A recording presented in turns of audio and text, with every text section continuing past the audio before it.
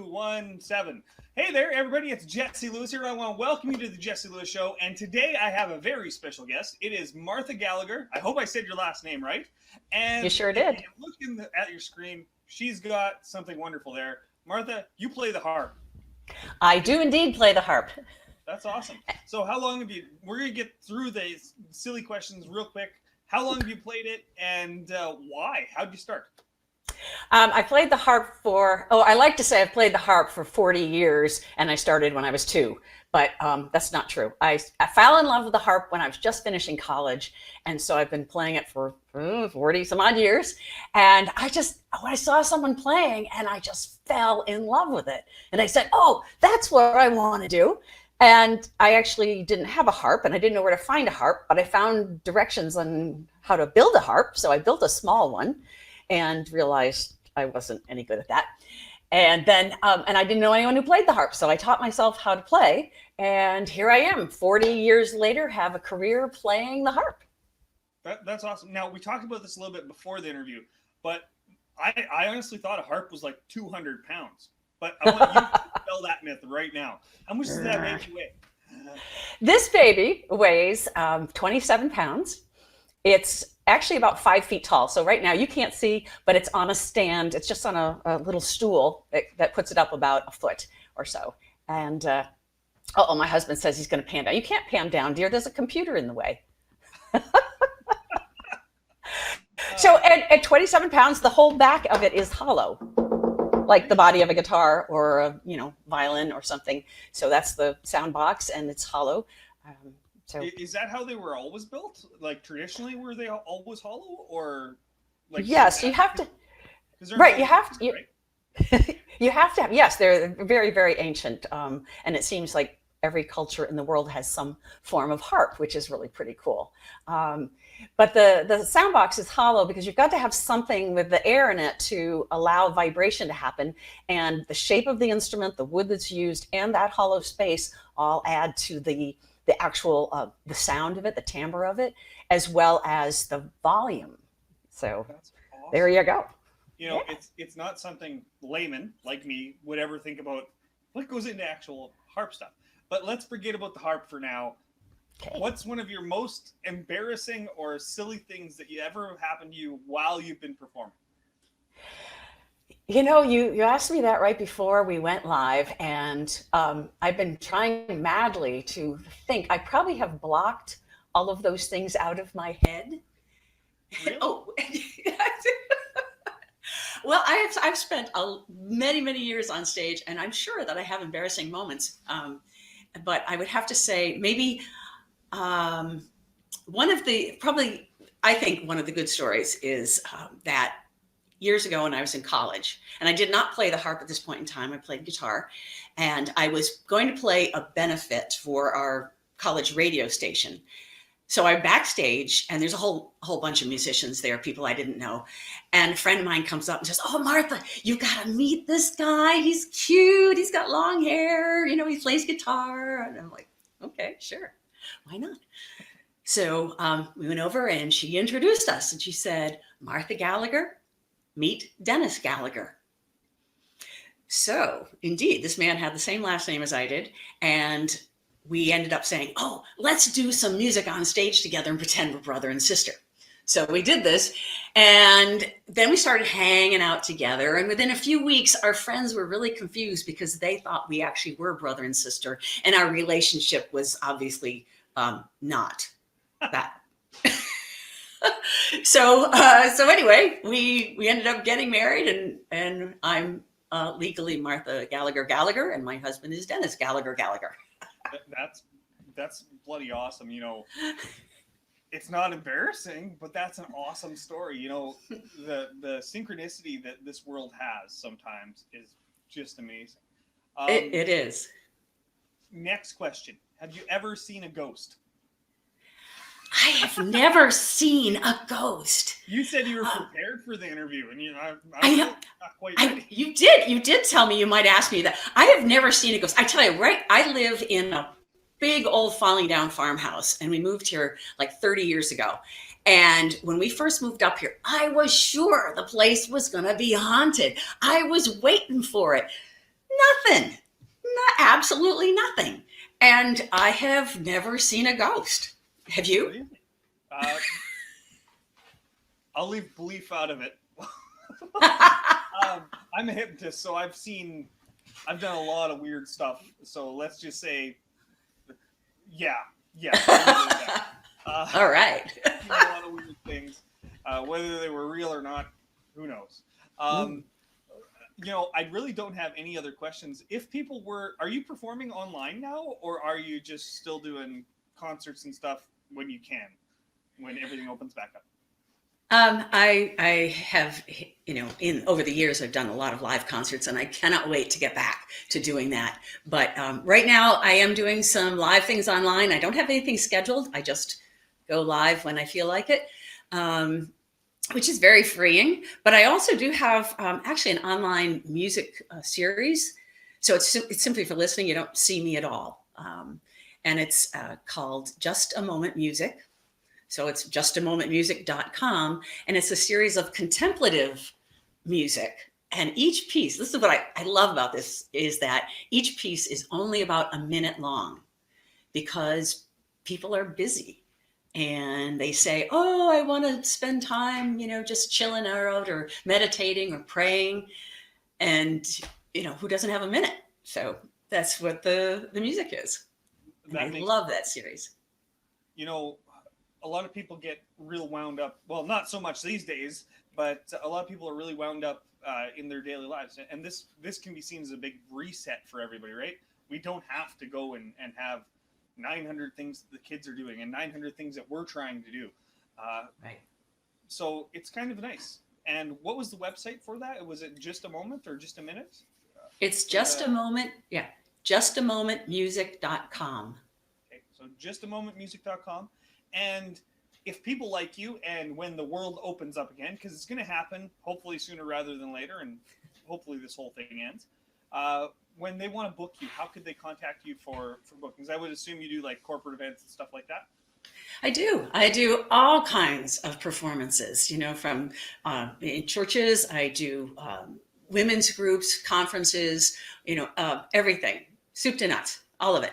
I have my website for my performing is adkharper.com.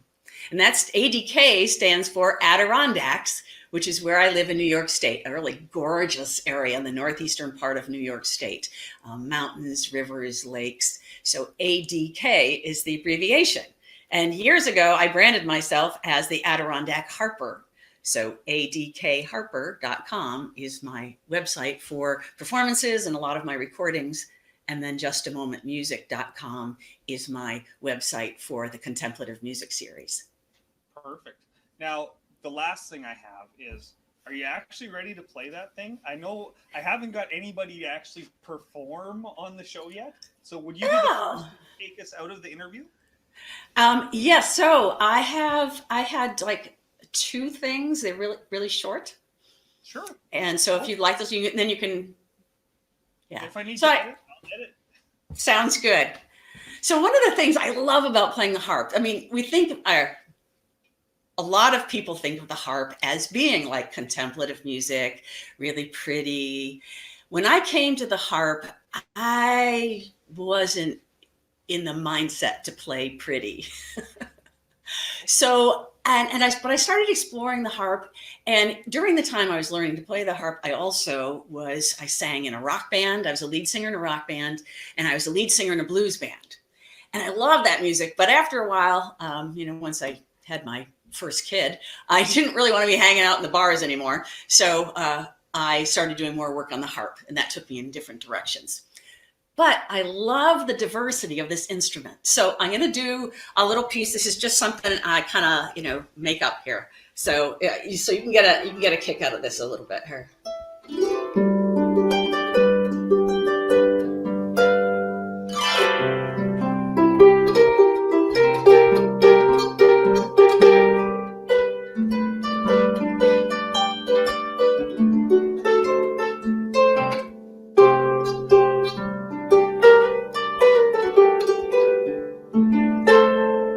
Woke up this morning, got nowhere to go and I nothing to do. I woke up this morning, nowhere to go, nothing to do. Needs a haircut and I gotta get more toilet paper. I got those COVID-19 blues.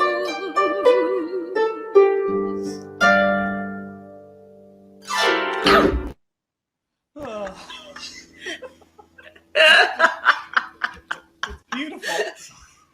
Thank you. And it worked. You know, so one of the things that I do is that I play music people don't always expect to hear on the harp, and that's what I do in live performance. So the shows are really diverse musically. That's awesome. I love it. You know, one of my previous guests was Dan the Piano Man, and he's doing a nightly thing. I don't know if you know Dan, but he doesn't. I know him only from the group. Yeah. Yeah, and I'm not a big blues guy. I never have been. I grew up in the country, so country's kind of what it was. So your cheating heart will make you weep. You'll try and try, you cry and cry and try to sleep, but sleep won't come the whole night through. Your cheating heart, Jesse gonna tell on you.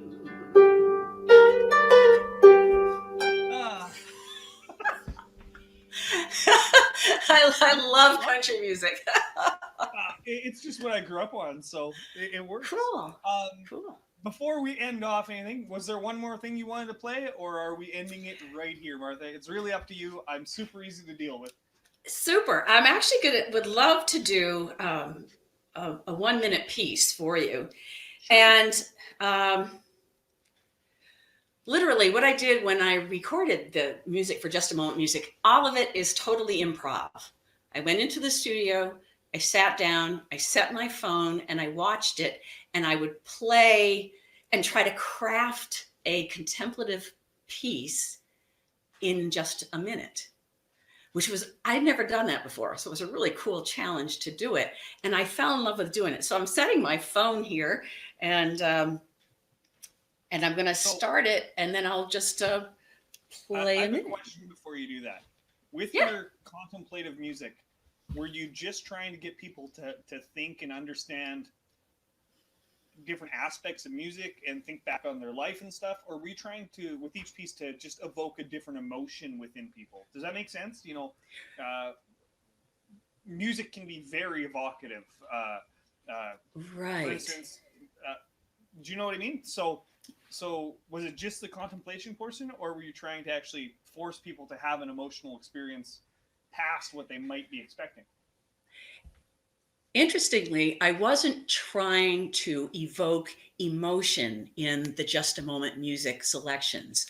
I was creating, what I hoped I was doing is creating a musical space in which people could simply listen.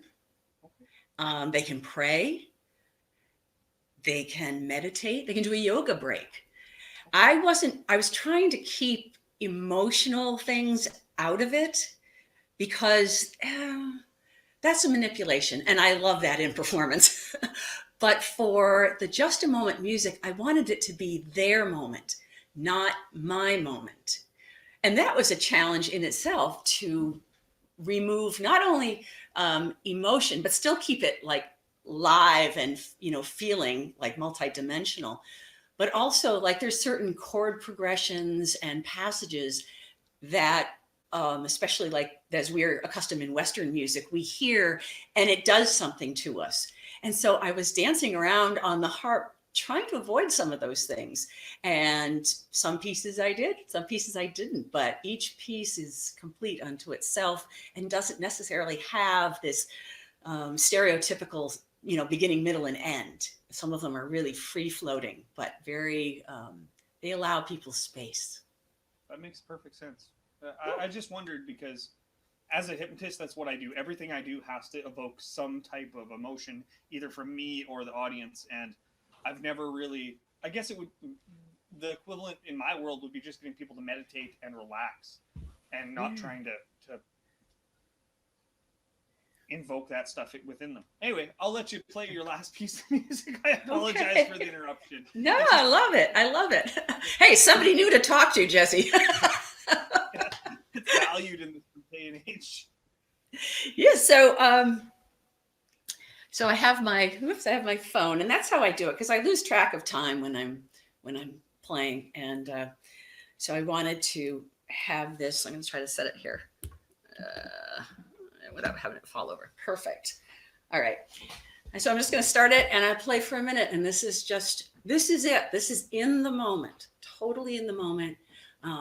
What's around me, where my thoughts are, everything is somewhere in here. And when I do this live, the people in the room are part of that.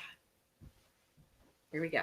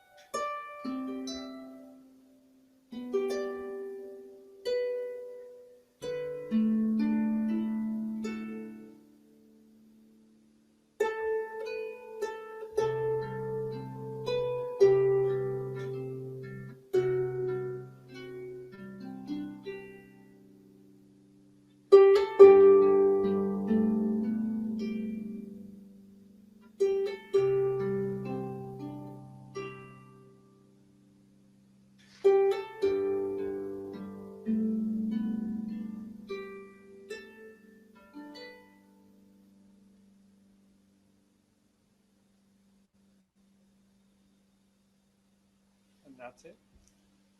That's it. That was beautiful. Thank Slow you. and steady wins the race sometimes. Thank you. Everybody, I want you to clap for Martha. Everybody. Thank you. Thank you. I love it. I can hear it. The crowd goes wild. All 8 people that watch my show. Isn't that amazing? Yes. Yes. So, ladies and gentlemen, Martha Gallagher, Just a Moment Music, correct? Yes. That's right. Okay. Because I mess that up all the time. Look her up, check her out. And Martha, any parting words before we end the show? Stay well. Stay happy. And love, love, love your life. Bye, everybody.